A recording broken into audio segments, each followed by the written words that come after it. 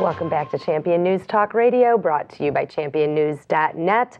Ramiro Juárez, you are running House District, Illinois House District 44. Yes. Since you're a teacher, I would assume that the teachers' unions would be supporting you because you are part of the system there. Well, that's what I thought was going to happen. Okay. In fact, they're supporting my opponent, who is actually, and I'll just flat out say it, has been is essentially against public education. He was a proponent of legislation that would pull it prevented millions of dollars to go for a school district that had already been expecting that for the past 20 years.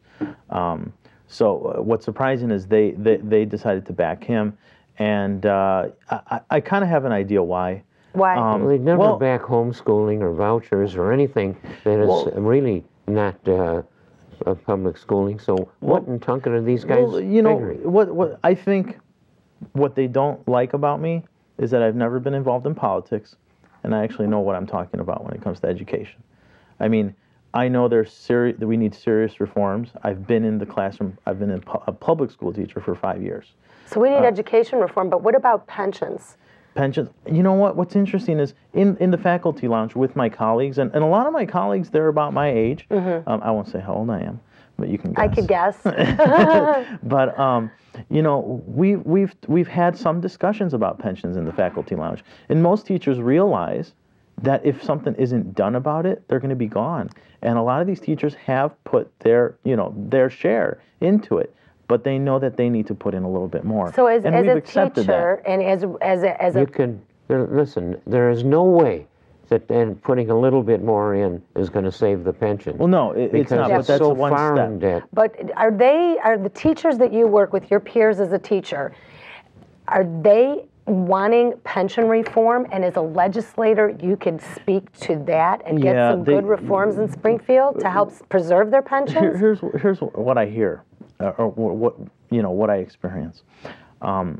Teachers that are on my age, a little older, a little younger, definitely want pension reform.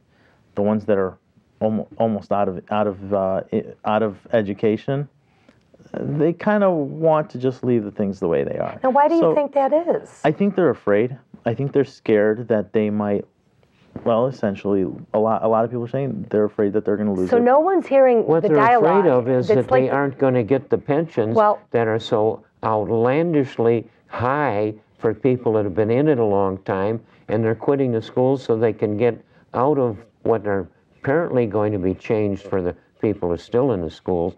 They want to get into that pension thing right away because it's outlandish. If you've worked the system, listen to me. If you've worked the system, you can be an automobile instructor making $120,000 a year.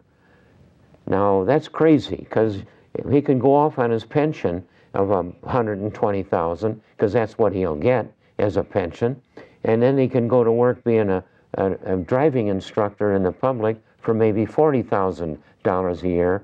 And anybody that runs a school system that has those numbers in it is nuts. But that is what is strung through it all the different way. There is no way that the pension system can be sustained because it's believe me, it is $160 billion in the hole.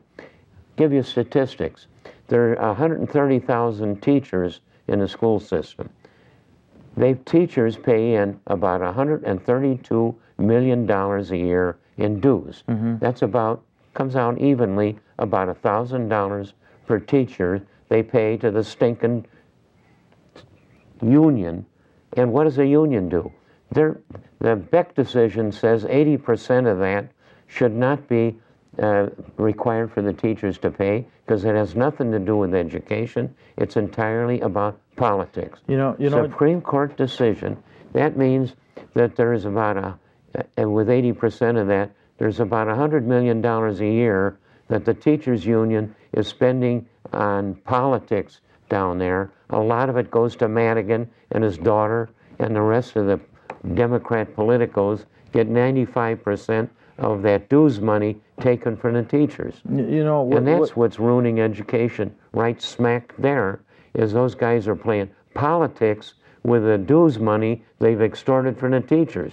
You know, and what you're mentioning, Jack, a lot of teachers are aware, and there unfortunately is a divide amongst the teachers. When the public is not aware. Well, the divide that we're finding is, you know, for example, it wasn't that long ago where we found out that there was 2 individuals that had taken a teacher's pension after working a day of substitute teaching.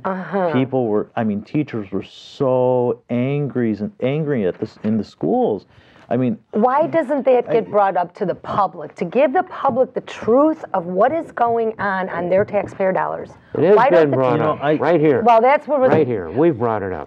But here's teachers, Jack, that know this and are disturbed by it. Why don't these teachers go ahead and write letters to the editor? Where do they get a voice? They don't get a voice from their own union. Exactly. Their union is on the other side. Absolutely. The union's running the whole thing. Well, what I do know is that we're, as teachers, we do support pension reform. That's what, I mean, the majority of my friends are teachers. That, I mean, I have a bunch of teachers in U46, a bunch of teachers out in Des Plaines. My family members, there's 4 teachers. You know, it's a profession we love, but a lot of us, I mean, you know, are concerned for the state, are concerned for the kids we serve and for the families. And we know it's a big issue, and we know that there needs to be reform. There's a large group of teachers that are more concerned about keeping their pensions, and those are the teachers that are about to get into the pension system. Let me tell you this: I can easily count, and I can recall in my head 5 right away teachers that I've talked to that are friends of mine that are younger, on my age, that don't even want to be in the pension system because they're that confident it's not going to be there. They'd rather just have some kind of 401k.